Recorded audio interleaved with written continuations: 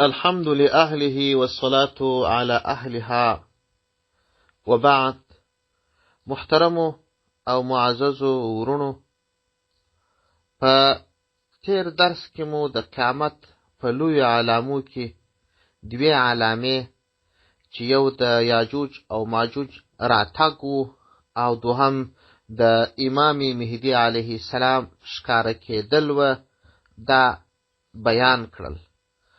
په دې درس کې به د قیامت د لسو لویو علامو څخه څو نورې بیان کو چې په دې کې د دجال چې عام خلک ورته خرجدال وایي د دې راتګ دی او همدا ډول د عیسی علیه السلام راکښته کېدل دي. دغه به یو څه تر بحث لاندې ونیسو. درېیمه لویه علامه د دجال راتګ دی چې دا هم په آخره زمانه کې پیښیږي، یعنې دا چې دجال د زمانې په آخره کې راځي او د خدایي دعوه کوي، خلک ګمراهۍ ته بولي او د ده راتګ د مسلمانانو دپاره لویه ازموینه ده. ځکه رسول الله صلی الله علیه وسلم فرمایي وایي د آدم علیه السلام د پیدایش څخه تر قیامته پورې تر دجال لوی ورانوونکی کار نسته. دغه حدیث مشکات المصابیح په 2 جلد صفحه 500 کې رانقل کړی دی. د دجال د راتګ کیفیت او توان په اړه رسول الله صلی الله علیه وسلم خپل امت ته په پوره ډول ارشاد فرمایلی دی چې یو نمونه به یې بیان کو. یو اوږد حدیث دی. د حدیث د عربي توري یو څه وایم، بیا نو د عربي الفاظ یې پرېږدم، صرف ترجمه وایم. وعن نواس بن سمعان رضي الله عنه قال ذكر رسول الله صلى الله عليه وسلم الدجال فقال وأن يخرج وأنا فيكم الحديث. د دې حدیث ترجمه داسې ده: د نواس بن سمعان رضی الله عنه څخه روایت دی، د مبارک ویلی دی رسول الله صلی الله علیه وسلم د دجال بیان وکړي. بیا یې وفرمایل که چیرې په تاسو کې دجال راغلی او زه په تاسو کې وم، نو زه ستاسو پر ځای ورسره جنګېږم، او که په داسې حال کې راغلی چې زه نه وم، نو هر سړی د ځان لپاره دلیل ویونکی دی. یعنی هر سړی چې څه کول غواړي په دلیل سره ځان ته فیصله کولی سي. او الله جل جلاله زما د لوري څخه خلیفه دی د هر مسلمان لپاره. دجال ځوان دی، پیچلي ویښتان یې دي او سترګه یې راوتلې ده. پیغمبر علیه السلام فرمایي وایي لکه چې زه یې د عبدالعزا بن قطن سره مشابه شیم. عبدالعزا د یو کافر سړي نوم و چې د خزا په قوم پر اړه درلوده، پر کفر تیر سوی و او یوه سترګه یې د خپله ځای څخه راوتلې وه. نبی علیه السلام فرمایي وایي دغسې دجال دی لکه دغه عبدالعزا. نو وایي که څوک پر دغه دجال پیر سو، نو د سورت کهف د سر آیاتونه دې ورباندې ووایي. دغه آیاتونه پیغمبر علیه السلام فرمایي وایي دغه آیاتونه مو د ده د شر څخه ژغوري. او دا خبره یقیني ده چې دجال د یوې داسې لارې څخه راځي چې د شام او عراق په منځ کې ده. بیا به راسته او چپه لوري ته شکمارۍ کوي. پیغمبر علیه السلام فرمایي ای د خدای بندګانو، د الله جل جلاله پر دین باندې ټینګ سي. نواس ابن سمعان وایي موږ رسول الله صلی الله علیه وسلم ته وویل یا رسول الله څومره وخت په مځکه کې اوسېږي؟ رسول الله صلی الله علیه وسلم راته وفرمایل 40 ورځې اوسېږي. لومړۍ ورځ یې لکه کال داسې ده، دوهمه ورځ یې لکه میاشت داسې ده، درېیمه ورځ یې لکه هفته داسې ده. موږ ورته وویل یا رسول الله، دغه ورځ چې د کال په څېر ده موږ ته د یوې ورځې لمونځونه کفایت کوي.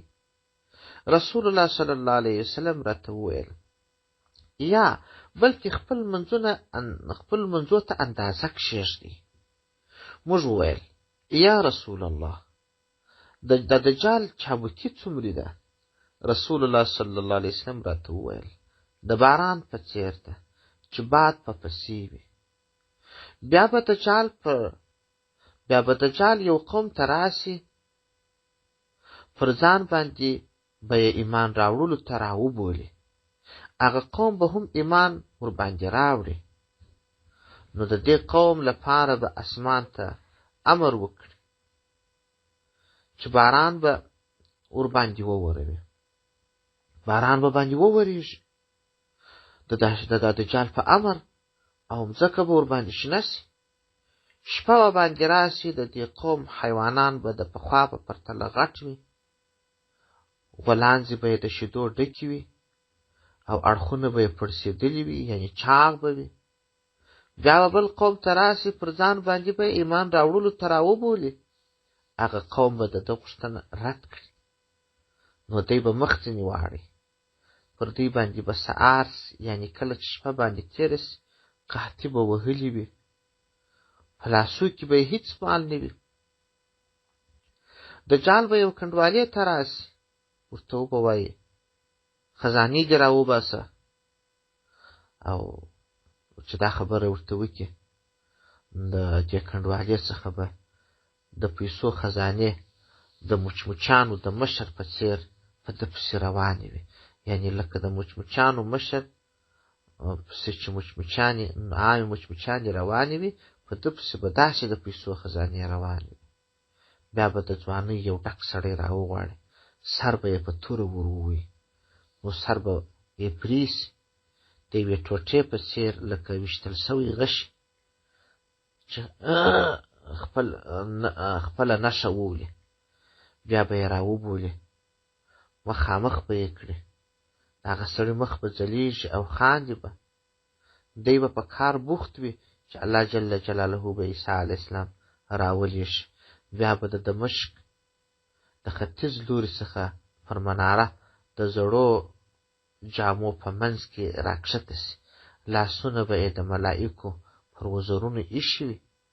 کله چې سر پورته یا کښته کړي، د ملغلرو په څېر څاڅکي ځینې تویېږي. هر کافر ته چې بوی ورسېږي بې له مړینې به نه پاتېږي، یعنې د بوی په رسېدلو سره به مري.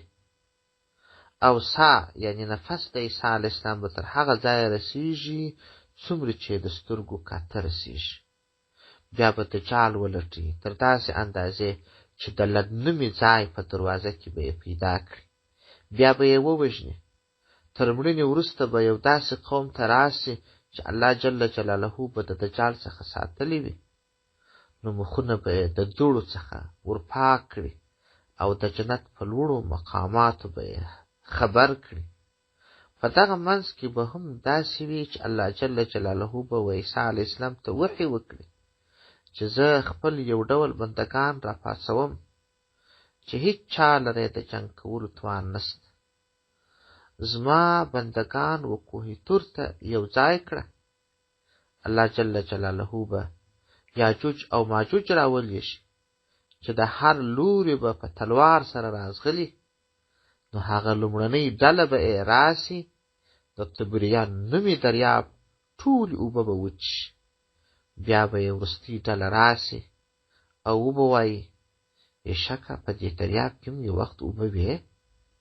وروسته به مزل وکړي تر داسې اندازې چې خمر نومي غره ته به ورسېږي چې د بیت المقدس یو غر دی. بیا به ووایي بېشکه هغه څوک چې پر مځکه وو مړه مو کړل، راسي چې هغه څوک مړه کړو چې په اسمان کې دي. د اسمان لوري ته به ویشتل پیل کړي. الله جل جلاله به بیرته پر دوی باندې غشي راکښته کړي چې په وینو به یې سور کړي وي. د الله جل جلاله نبی او اصحاب په غره کې بند وي تر داسې اندازې چې د نن ورځې تر 100 دینارونو به د دوی څخه یوه ته د غوایي سر غوره وي. بیا به د خدای جل جلاله نبی د ملګرو سره د خلاصون دعا وکړي. الله جل جلاله به یعجوج او معجوج په غاړو کې چینجي پیدا کړي. بیا به پر دوی داسې سهار سي چې د یوه نفس په څېر به ټول مړه سي. وروسته به د خدای جل جلاله نبی یعنې عیسی علیه السلام د ملګرو سره ځمکې ته راکښته سي، خو د ځمکې پر مخ به یوه لویشت ځمکه پیدا نه کړي چې ورباندې ووسېږي، مګر ټوله ځمکه به د دوی په غوړیو او بدبویونو ډکه وي.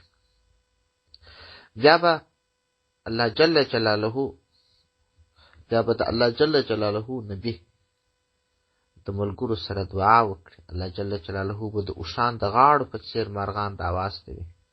د یعجوج او معجوج جسدونه به د الله جل شانه په اراده هلته لیرې وغورځوي چې الله ته علم دی. په یو بل حدیث کې راغلی دی چې په نهیل نومي ځای کې به یې وغورځوي او مسلمانان به تر 7 کالو پورې د دوی په غشو، لیندیو او تورو باندې اور بلوي.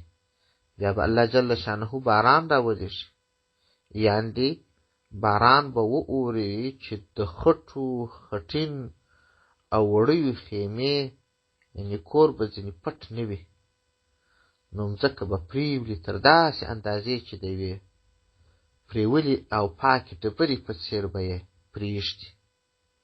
بیا به مځکې ته وویل چې خپلې میوې دې راشنې کړه او خپل برکت دې بېرته را وګرځوه.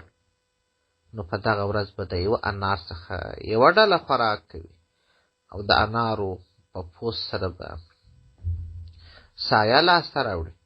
دونه غټ پوست به چې سایه به ورباندې جوړېږي. یعنې دا چې په شیدو کې به هم برکت ولوېږي تر داسې اندازې چې یوه لنګه اوښه به د یوه جماعت خلکو کفایت کوي او یوه لنګه غوا به د یوه قوم خلکو کفایت کوي او یوه لنګه میږ به د یوې ټولۍ خلکو کفایت کوي. په دغه منځ کې به دوی همداسې اوسېږي چې الله جل جلاله به یو ښه بوی لرونکی باد راواستوي، د مؤمنانو تر بغلونو به لاندې سي، د هر مؤمن او مسلمان روح به قبض سي او ټول شر اچونکي به پاته سي چې د خرو په څېر به جنګونه کوي او بیا به پر دوی قیامت سي. دا د قیامت 3مه لویه علامه وه او 4مه لویه علامه د عیسی علیه السلام راکښته کېدل دي. هغه به انشاءالله په راتلونکي درس کې تر بحث لاندې ونیسو. والسلام علیکم ورحمة الله وبرکاته.